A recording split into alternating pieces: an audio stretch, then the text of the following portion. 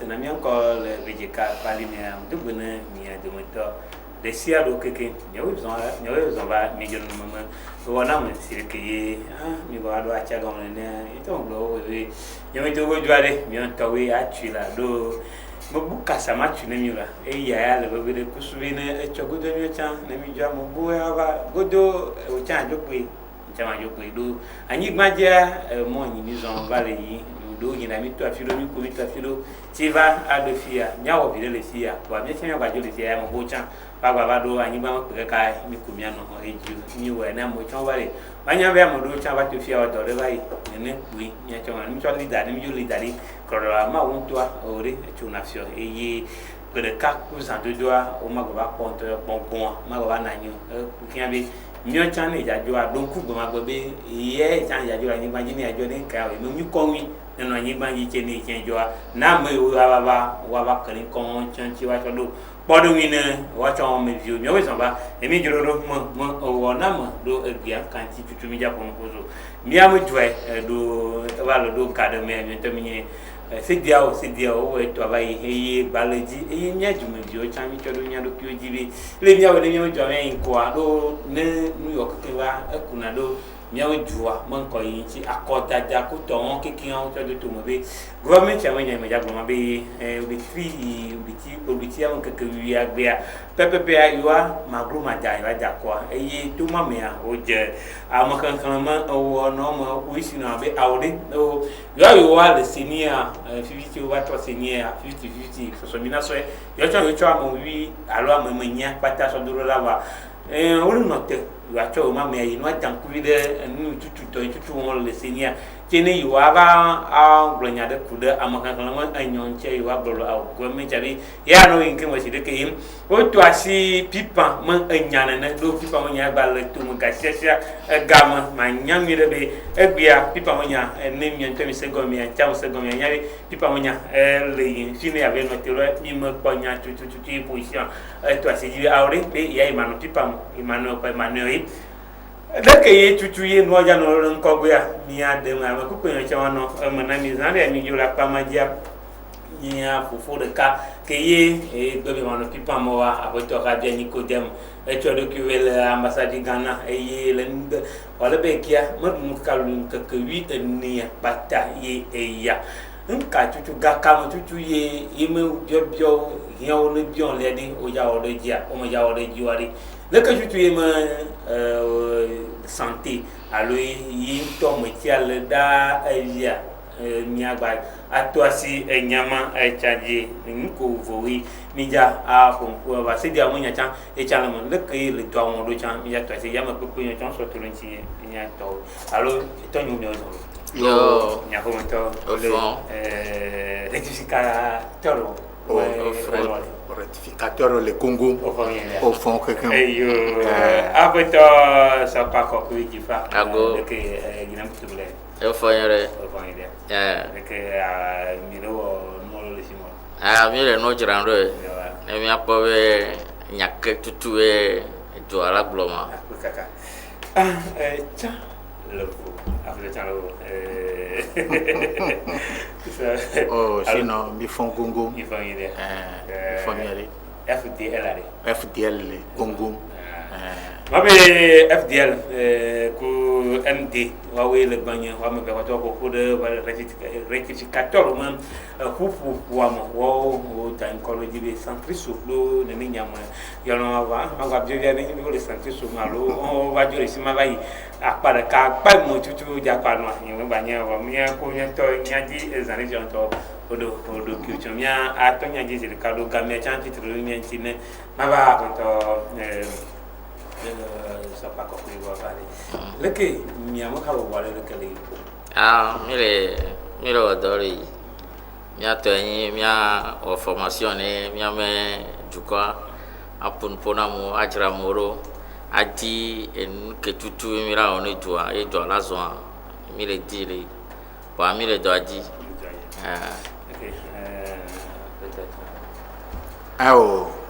les FDL ma globé so kekedo so vale ya nyachike mile ye mile makudo miabe ha meviwa yenyi be bleu pa me sia me no bleu e go me nyi be e tu karakele ju ame ane amede me nya o kwa gan to ala ba cho soeji e mi le de kuku no be nde kuku no la we bleu no no me donc a don to be nyi mi le fompo no subo e kaflan na amede nyo ba me am fam janago ne no bi o nyo wa ya jabo na anye wa kwa tu karamati no ne be tepe donc a donc mi o mi le ole togo nyi gbadia mi le jibe e soda ne eva glera glomba me ya we na be gbelu donc a wa nya vevere les rectificateurs on m'a dit les que mi pour le toit on doit le ni mi do ja le nyonto ma mo ba de ki va pour le créer oh mi rectificateur wa nyati ke mi le da sigogo nyi be président sopag no ne gasia game lon be nye le vevere bo be togo vioa le lon wa no ne be nya gbo ye hanu yo kekan sova apa fi akekan lo pouvoir a chan coup d'opposition a chan mi jo wesi be kaflan loko ne mi nya je o hono chan la kan de me o si pe asiku ase me samele dia no via kwa tu karan ko le am le na be jwale yinko donc ame awami le wo e mi agbon be mi ni ennemi alo futo ne mi anone o egon we maso ke va mi la te na ila gbe la seconde voilà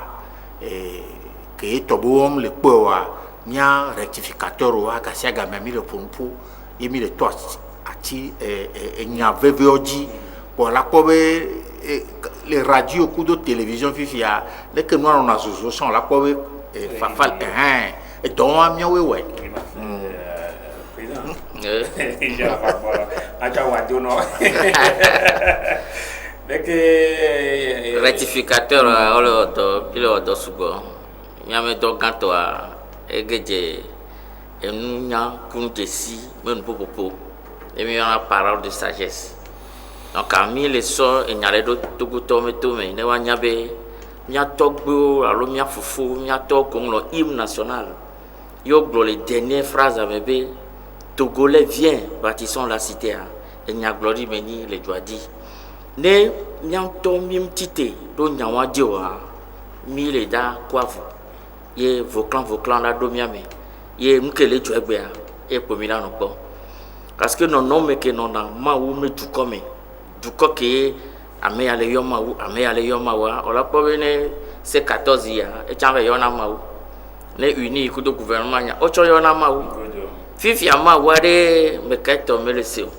mi awa ma wa le blove eye ti de bio keke eye le wa keke wa me eye le plo ifia ne mi la sodo amometa me bere mi le yoma wu mi ake mi le yoma wa mi ake mi lo lanya enya keno na ma wu yoyo ame e donc ma wu yoyo zena eke me zena mo ina me no vigboro mi lo lanya enti mi atogbo blen hoho be Togolais vient bâtissons la cité Togo to de pen date no afirepe ye edu ya milatu na ka fi ke mile ne jua e mi pe be nyawa e nya glory wa evana egbea mitro ça dit mi le diviser ma bre simplement ne mi le diviser donc egbea mi do la wo do so nya glory wanti ne Togo vio wa cha wa wo do asila sime ehia to parce que no po seni me donc me lo au ko c'est 14 me be fan que tant le dia e juwan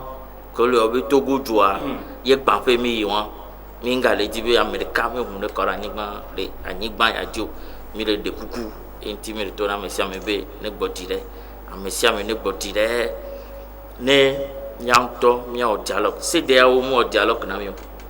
c'est de wa e va le on connait arbitrage et c'est de o va le va ne mi le e won me le ya o la kobe vovo toto allo vocan et premier le domia do ko me kaka nkejo 2005 me ye amome hukara nigba enua egale de nutoke emile de kukuna mesia me be ne gbotire ne pipa ejoyo pipa trova gario pipa wa ne ko amesia me mi o mi afike me da ko ame ole o ba ne ko amesia me ne ma hu ne ma joro yo ni pipa mo nya toi un peu nyaba nyantoji nya yileke apoto matoji papoto ko dem habia kay ni se 14 ma bonu dans le cas le wada si to gubi ko yo le duka de majo alu jo mo nyanu keno wo yi o le kenyi onyi agbeto tableka ma amowo le duka beti Ghana du côté pour Nola, du côté pour Nola, que les Tougua, ma badou, Kakani Mundasi, Amewa. Mia Sainton, fin de Kena to Intolado, or le Bekiada, Nyakwe, Nyanebula, Nyatomichi, the Kanyakwe, Nyaso, Nyatra, Francais Baloa, Nyatra, Nyatin de Mother of Bia. Alors, nous savons qu'aujourd'hui, il y avait une ambulance sur place pour votre évacuation. Et puis, nous voudrions savoir pourquoi ça n'a pas eu lieu, cette évacuation-là. Évidemment, il y a eu une ambulance pour m'évacuer. Je crois que je ne suis pas encore prêt à abandonner ce que je fais.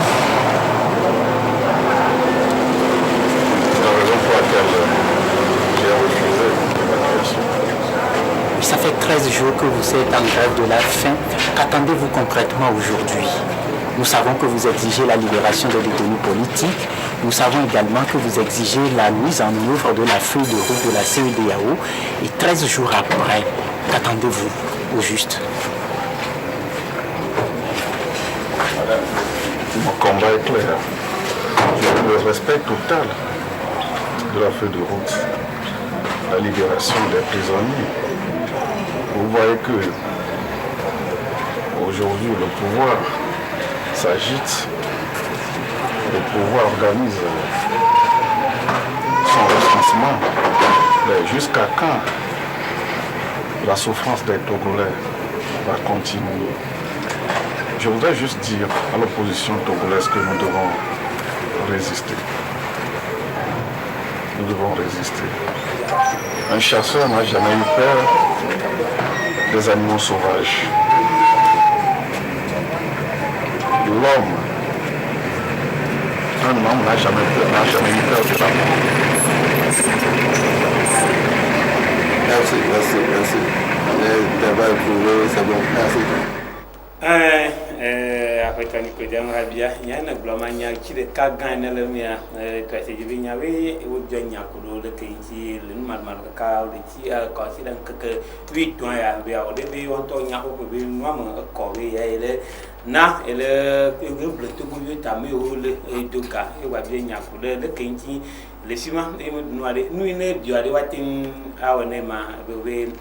amene ni atenala be ma vonani be jallo to gubiwa nu ko yoje ma be nyati kana se cho tadia e ma trova baba pina baba so to channel baba ke e abeto Nicodème Rabia menya ine blo vaya e ma yima santialo yima de kana lelem e sima ma globé Nicodème Rabia tutugma elle se veut de Juata ne amakela globé yate gbendudu agbesinunu ye nkeke ole jenkeke ji kakaso ya egomanyi be enugboa ekuye mi le totekpo donc akpobe elombe akuro Togo ta fan vande kagom ke mi le soa ke ye 19 août be tukarawa va ye obo mi ajra nyando ye kaflan amoko le ne politique be nya po to wa datiwa o kwa nkenna kakakudo gbea onda chamwa amo de nyanem senando gomo musekele wasi kakaye government le vono yom tele datiamwa amo nyanem se magomore nkayo amo msekele wasi d'abord sur le plan physique et mental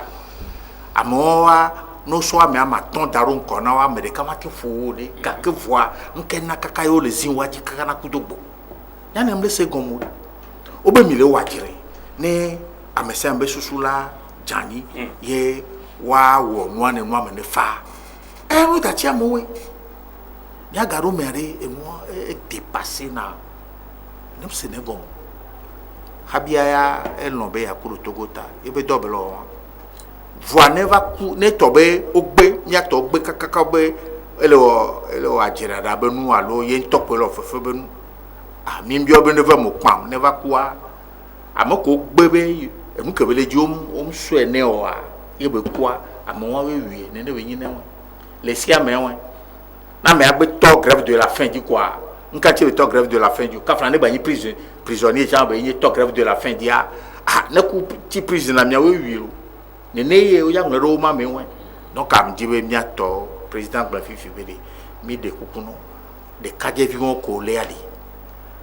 no datio la ne fafa ne ba va jo am no datio amo om do se de pori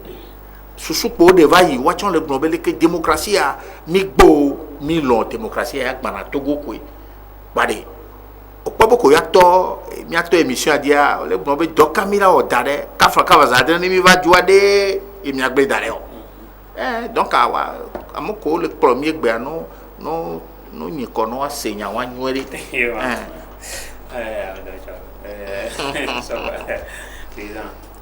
Habia me enya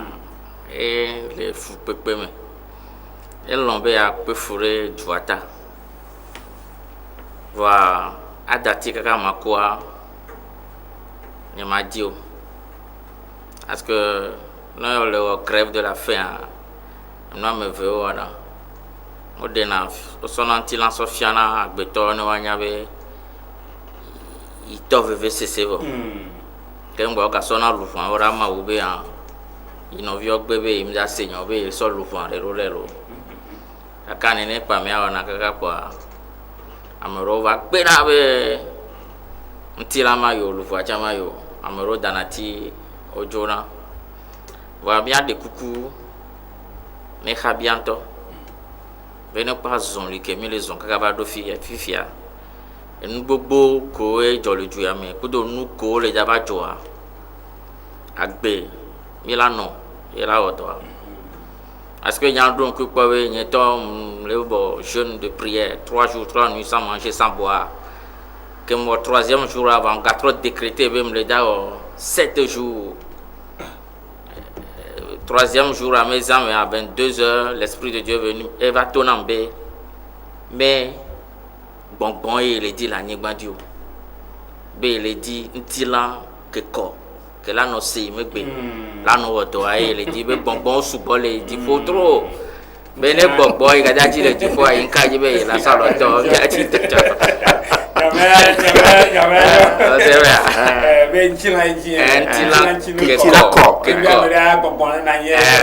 bon subo trop be me mater on le dit photo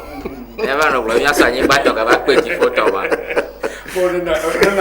mana te no ayo me to we di nu du ko ko me ka tan lo se ve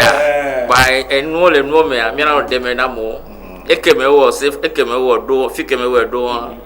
le ma wo ko agbeto mo ku me ayo do subo bo enti o la ko be Ghana to mi se film gbebe Ghana to be aba koko e ya be dadon ya be jire ro ko to ni wa onu ba mva jeje o mtewe amo le titele nti ba no gba ko to jan avion a man to jan ve ambulance ami kona no ba imani no tata ko mi ba into gbe mi mayo gbe mi mayo ya mi ko Ghana to ya aju mo chu ya mo bere amesia ai ne ba mi le popon kunku ya ba ya into gbe mi ya be gbe mayo ari abe ju poda be mi ne ro ku dun ni be nua mo le no tutu atimba ni pa do funo ko le po ya re no le gbogbo me nu le to le aro amo ko pona gbe tora no pe be le jonya wa gbogbo npo kenya pe fi an po do funo re gaga ma npo do anya be amo ya re bibla me be robuste go be am seseun Ebe ba unto igbagbo ebe ba le gan ba le. Amesese oni nene mpodo Africa mi akoko ejolo. Africa vera do ya rege vera akoko ejolo. Oh ba ka te fofo. Ndanya wo koko icho. Ndanya wo be do serum na icho. Game nkoso ame robuste etie ne funfo le po. Mpodo funo. Ne ka ke be do funo po. Wo da sika ke ma do sima. Au point de mener la grève de la faim, né et où est capable de faire vos. Il est temps expérimenté pour décomposition et tourna euromé. Pour d'autres cerveaux, autant à dogbé. Cerveau autant à dogbé à pour euromé gardé pour et si ngana on l'amène au. D'accord. Ne va tout founoir. Ma oula wéré de elle a yalo bougie. Ok.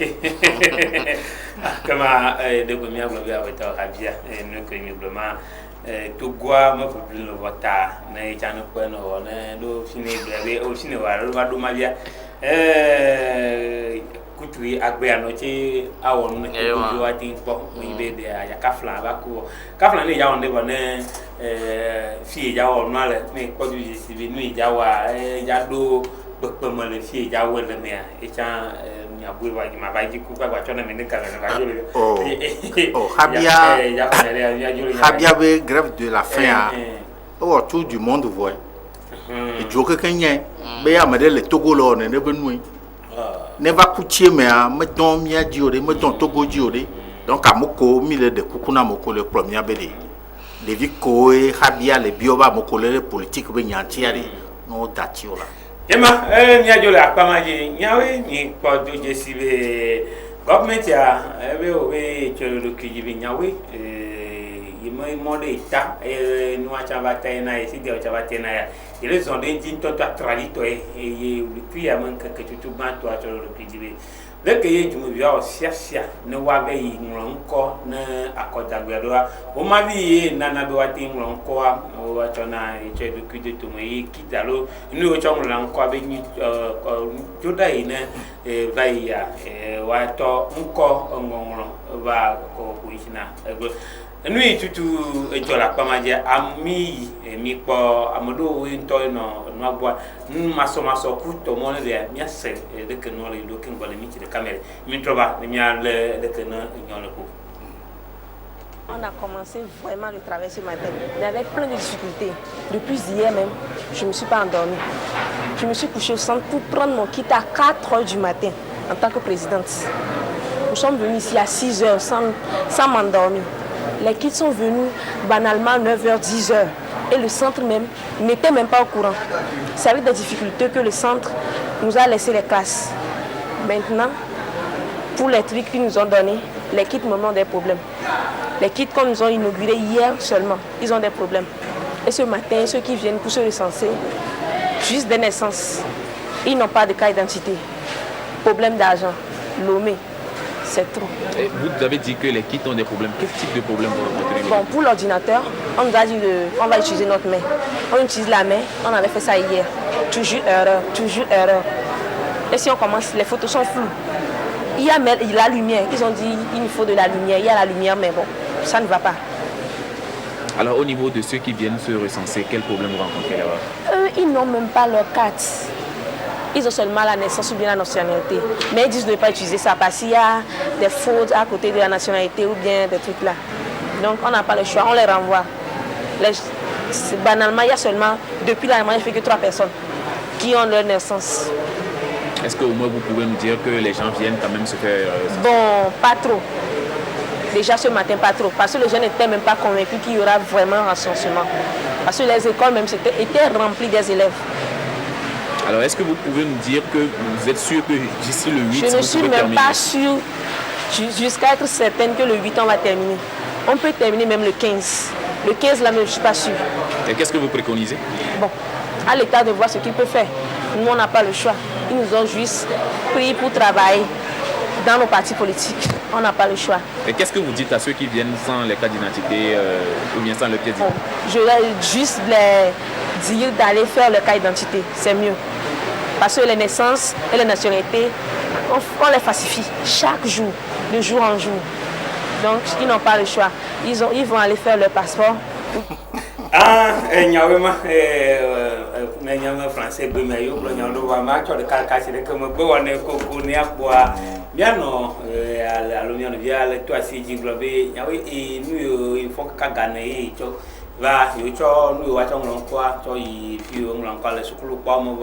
eu do de civil en ko ngoma yu do kuki on le do anyi ben ame on jaba wa ma nu no chona bana ni agbali wa ti do je si be ni ame ya be yo mo le pa agbali o do je si tututu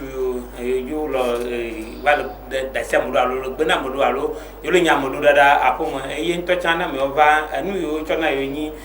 photo accord photo ame wa be photo ame le ko tututu gado me ya ni de photo apata on ko china ye photo on kono ye ajuine na nya tincho na nya de photo achabe ajua monana tututu ye photo kono ye machine o chan mo le wo do tututu paina glone no ma be amomo va chan be ame wa o mo le va van de do douane we kaduna wole be ma be amaton na do ko yu ti bo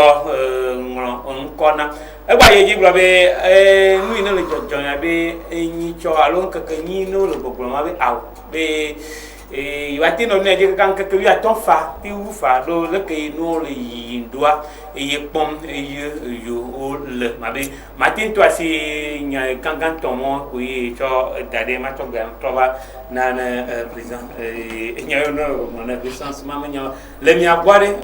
ku isna be aw ya mi ya do am pouvoir et to mi pom do ye dua mo dada o we le ngron ko no mi po ku de no che male mi abole rectificateur mo apa jare fika tutu mi na nu ina jojo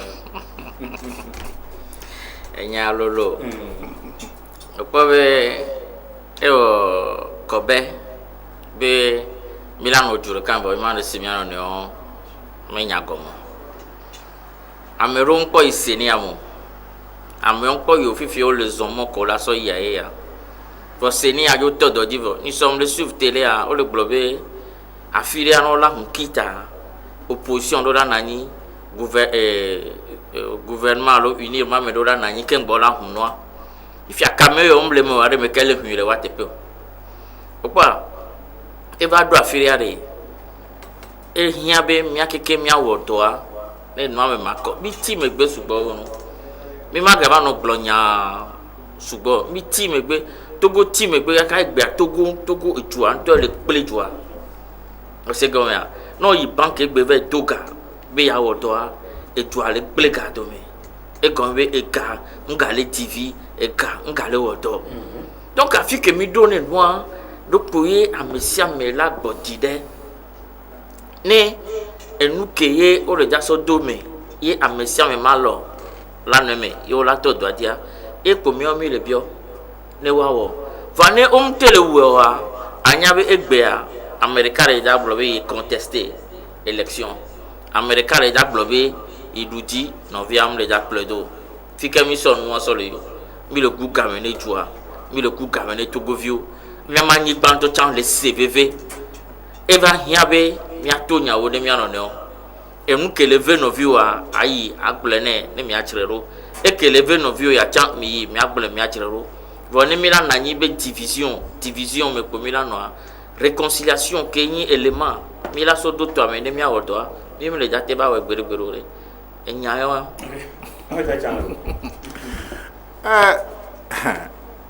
ya ne magba blamo garome a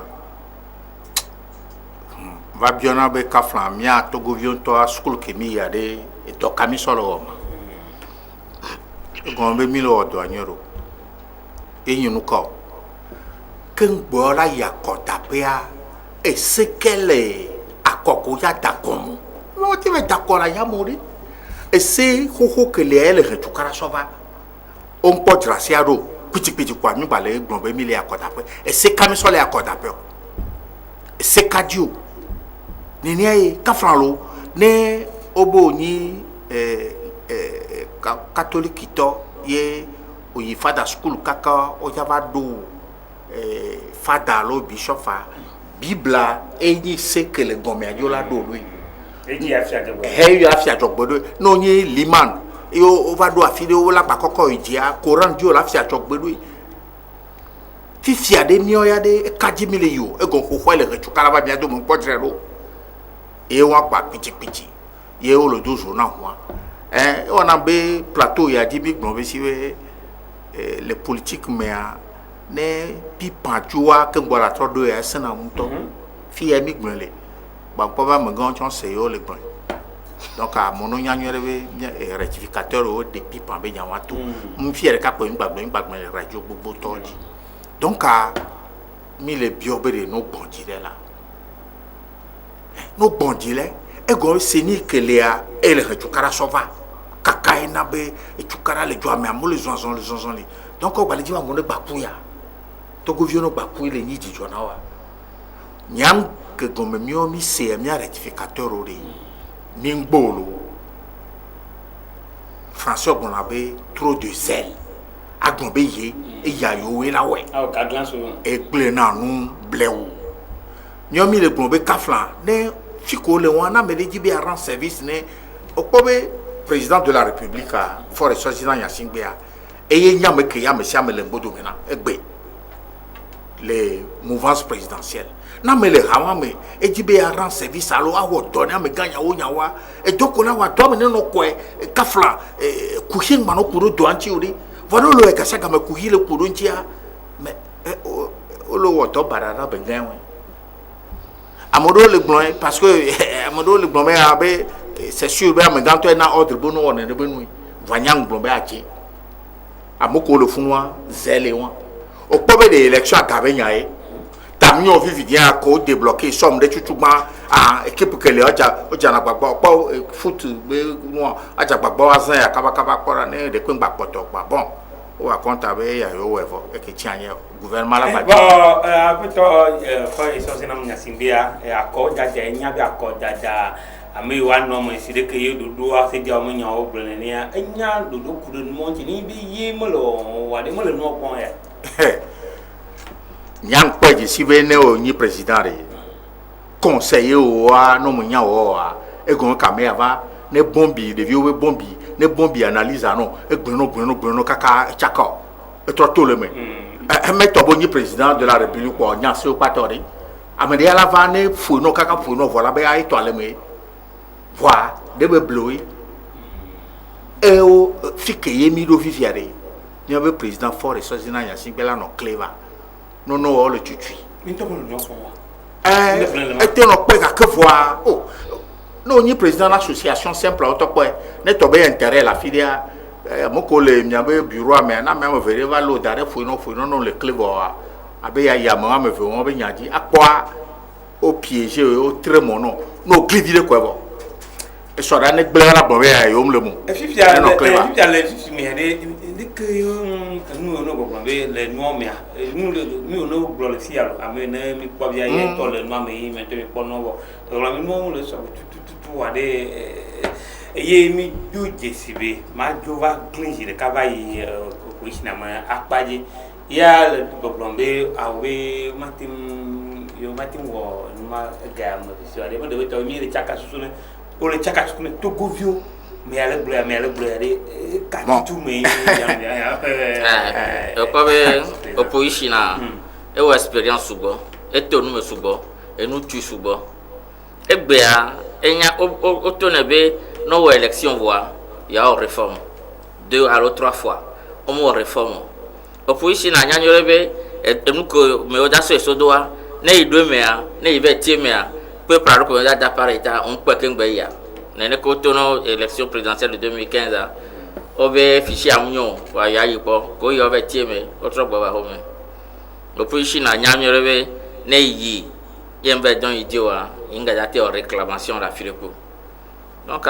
pression que il a été au départ il me la permettre na mo la si men ko o se me amere la file be inga du no a pas me le monde entier à laisser yo voulez la file que le du nous tous les jours la be ya e bebe madu no ma awo on yo président wa yo ambassade de France e wa yo avec la corona na yi o se me e do pression e tiani ma mo di pression non étant l'oppression les ambassades même quoi donc opposition a niak bébé nene ko ilate o la pondé on et pour me là elle le rôle mais pouvoir tiens elle le rôle mais et tiens y avait nene ko tiens là la télé n'a pas à reconduire dans la légalité quoi pan il gâteau d'obuji galé il non bon pas le doma donc c'est de bonne guerre vous savez bien obéné mais la table de négociation a dit monsieur me donnera l'autre à mes côtés donc monsieur me le donne faut nous mettre le bio sébéré bateau goare nene ko la no don ka badi voir la to vous qui c'est kengbe mi ava pobe et nous glé les miatia munyore donc CDAOB a meilleur ne sont quoi ça va au plus tard le 30 septembre on sont pas ça y encore y va on est de black kabane whatever do seniame ne wa woto ko la wa ne na ma toje parce que fik em ko enquête vu commissaire amoko les opérateurs ko le na jibe yore woto chom tere woto le ko makao jira espère no se dia otoro da la makao amoko le recensement électoral là ama chom tere woto re kanam tere woto financement musutu ata mi coopérer me ni soa amoko la so gasona de viobe 10000 a musuyo amoro la so 15 amoro la so 20000 donc ami va le quoi avec gam le sur le vieux donc ne gam le sur le vieux que ton me ko la gbodire wa diga ko la so wodo ne me makwa donc le sibe seni angale ni gagner seni indépendante yo afin que mi do réellement ya seni do la nyabe ingale indépendante parce que amero toleme vous am le dit la déclarer be amero toleyime amo ko toleme amero me voix magate permettre na seni mais là on donne normalement donc à seni a do la nyabe ingale indépendante obe il est forcé doit vanel le forcé ne arrive fier me plotogo vio sur le oh nya des vieux Koboro ni opérateur de saisie et président Blanfifi obe 10000 des vidéos le globé les 10000 au pobere et moi tu as dit que les mois maintenant au mois à peu près ka flan ne on a mis les régions maritimes des vieux ko la khoa ola no ola kanro jibe des vieux les régions maritimes nyao waba ho les filles waba domicile les filles gamme amere font la home quoi et ils dorment on avait au recensement que tu karama na yo fifia o so mo tant amoroso paguda amoroso circa o so va le filles bon au recensement le colaté au domando avec 10000 et mo la tu hôtel le ye mo kola dunle ye me ko waba déplacement le donc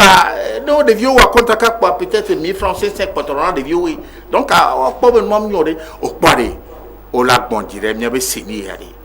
donc bo la va we o e ha quelqu'un là pour fourrer seni am quoi wa trop chamo nwede gam quoi to me la ko e ba le seni ma pa dia mi nyangere be ko isna do am do la am ni e la mi nyame a position amo le mo gugure mi la mo mi a ko to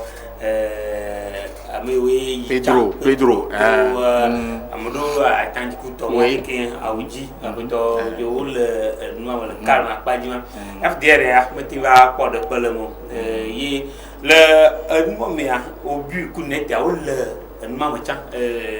senia mo che wa obu ya le mo na nya na mi to ma be ya to le mo ni bi atina adran do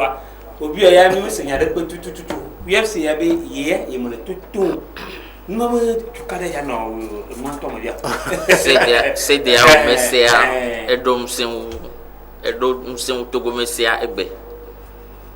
et nous 15 états même nous 5 que sur le va et donc c'est Togo même c'est ebe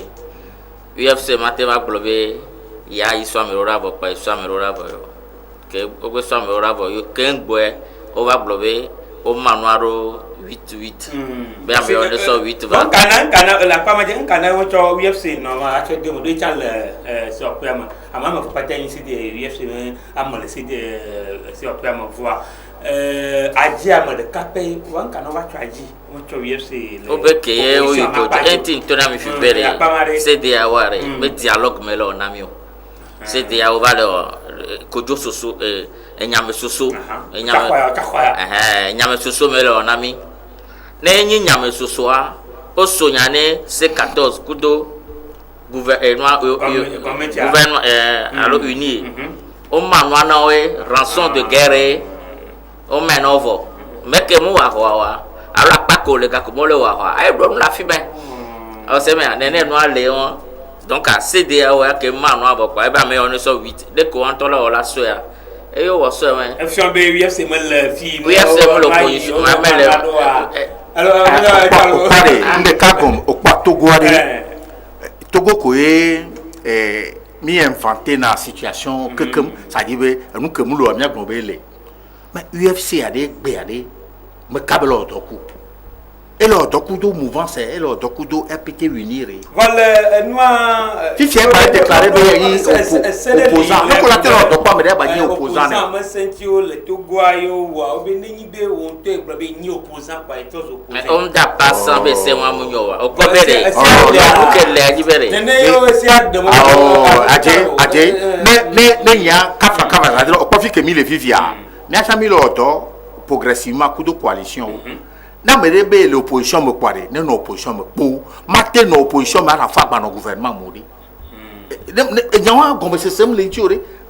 donc aya trozu mia gombe va se na nya le fie tourner le front le c'est la fa tourner le fie ya kay nyawo o ko bi le jutala le kaflan français o egbe wa magbon wa begbe mi le do ne to be si begbe yo gbe wo gouvernement kware no ngbe le nu amokwa o pako la ne be nyewe fifi ami mi agbo le fi mi agbo be mi gba ni opposant wa mi ke ba le gouvernement mais on s'oppose à quoi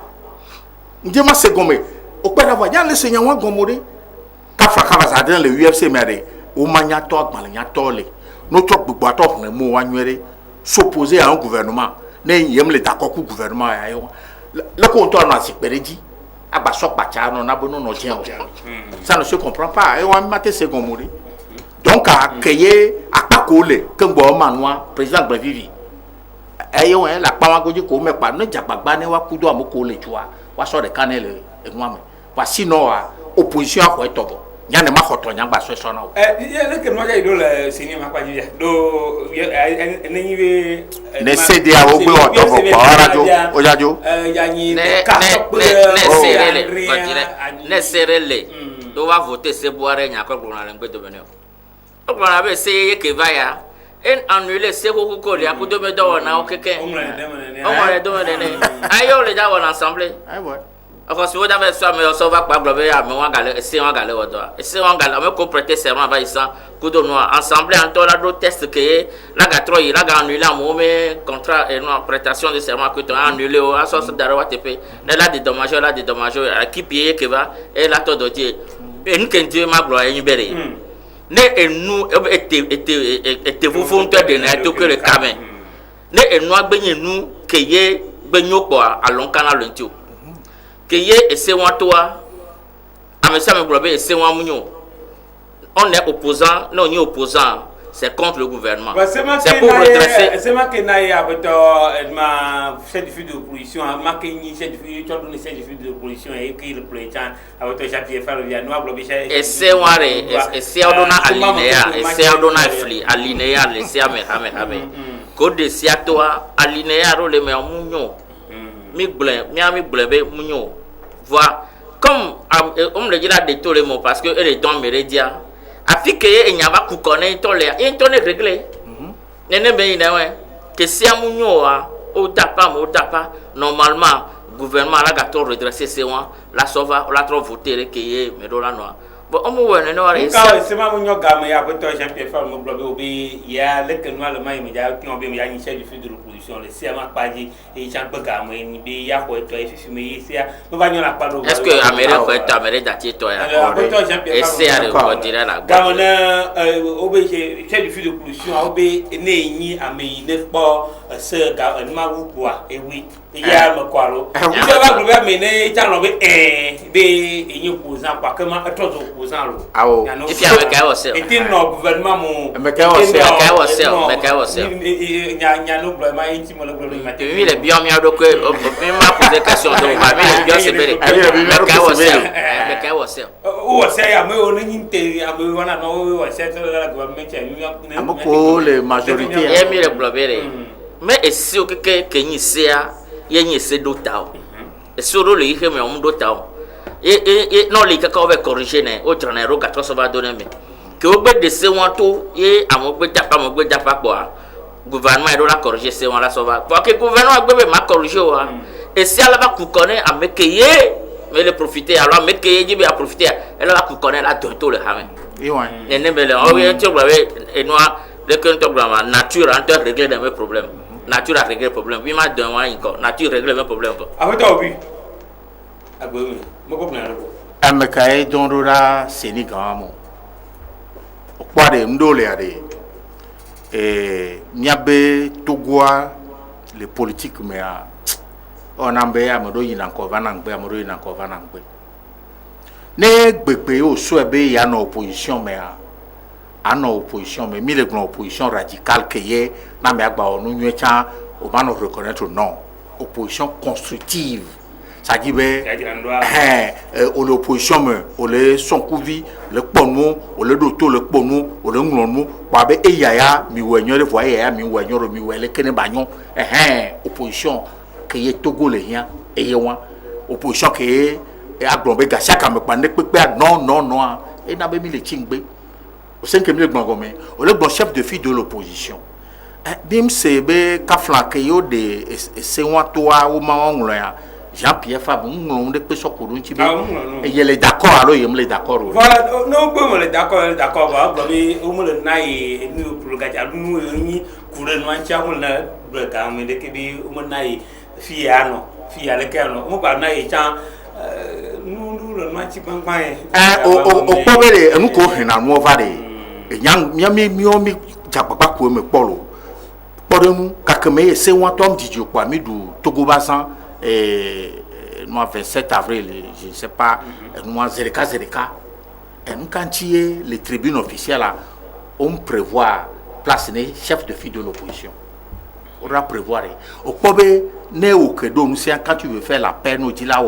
et nous et tu fais faire benyare. On te là nous agbolé nous dit, on y a be ko gbe na nous c'est amé quoi. Et bah c'est là na il faut na ngwe dit chef de file de l'opposition. Il be placer moi. Bien mi don mais mi veut pas terrain on veut pas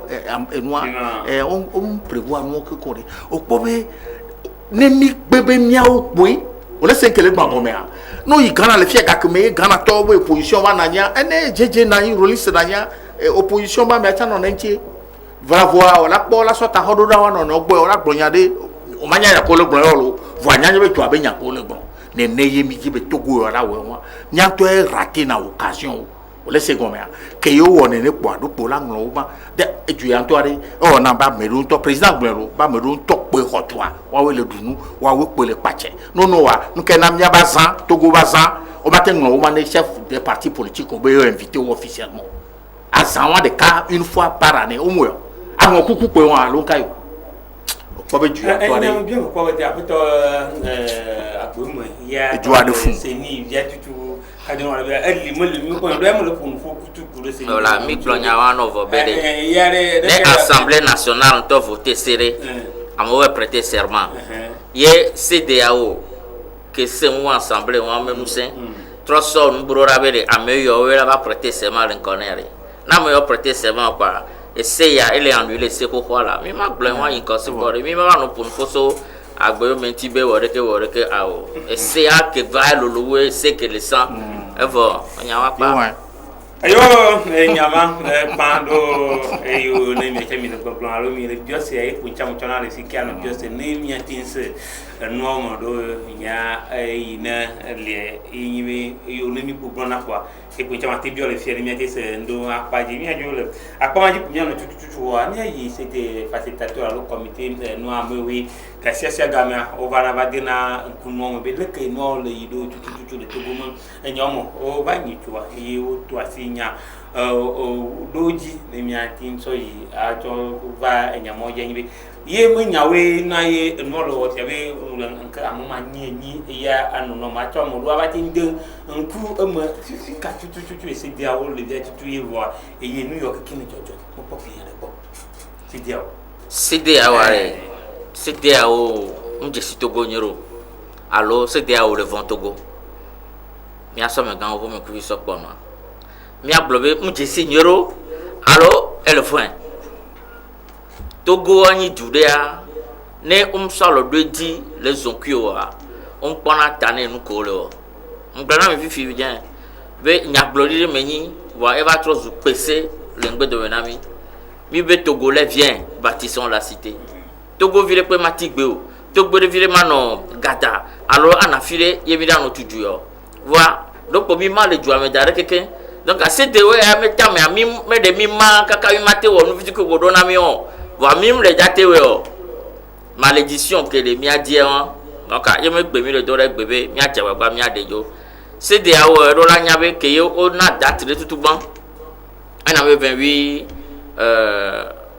novembre alonde yona yemte jedio ye tukara be ano chwa me kwa CDAO maga na dato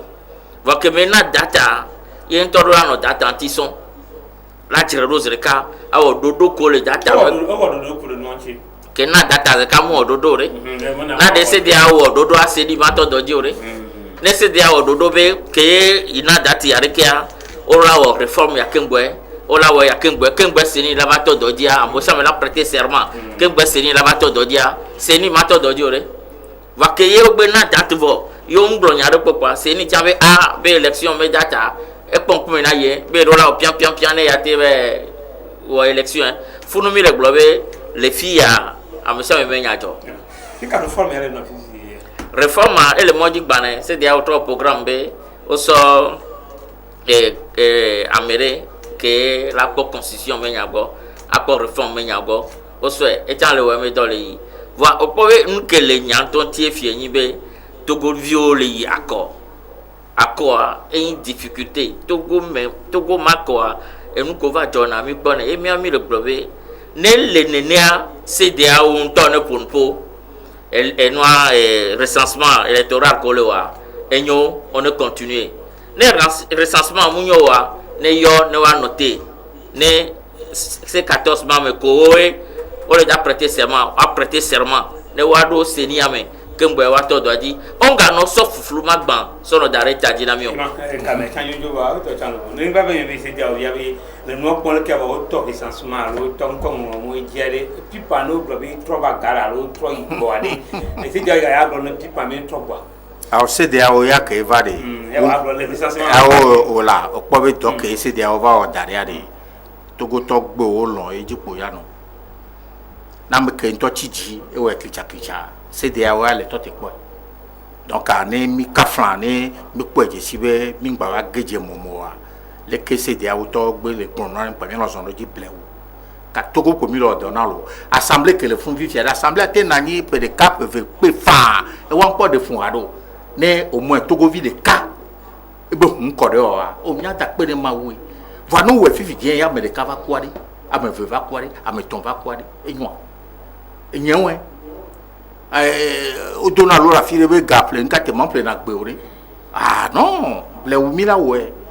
mi o mi le so be de ka franc o po enua tukara ko le jowade amo le jani na America gumia America gumia subo America tingodo de ka gu Togo subo donc amire de kuku no bono blew CDAO be o ma ke so va de ore ne to be ameya we la dujia ola duji ola bakpolomi na me yo la duji ola plomi donc I want diji tim le chore nyaka je nyaka le ka me ju o ne ma fo nyaka re lokuma de kuku na moko le chuchu Togo vio be wa geje soso mi abono tote be nko gbe a Togo be nko gbe a ela nyonyu e de ni nyaka ke mi zon ro ju alo mi ablone amoko le club mi abe nde pen le chuchu Togo ye mi ngale dibe amere me hunne ka kora nyi bon boa amesia me ne oblewu senia ne moyen collé ola so wodo am le senia si o ye amom tele wodo ko la wo one gbotire ne amesia me mado hu ame pipa ke amesia me le amesia me de do me ne pipa mahu ne mia blita me daba notero ne do blita ne ma note mia ke mia di le mero Ima pipa ngonya kwato kokoko baba mi nya fina ruya le tu yo ba ya de ko ma a da pe na mo ko nyoko no tinya ko to tan levo ya da ko no e ma da pe na akoto so pa ko kui di pa no tinya kaka di no ni rectificateur mo no la Avec le quelqu'un laisse bien encore le blita kaka so ya gouma nous ton VGK me dakpe ne mi de moteur c'est le quelqu'un kaka de no la be avec mi go du doa e ba izan lo mi itagbe mi de lo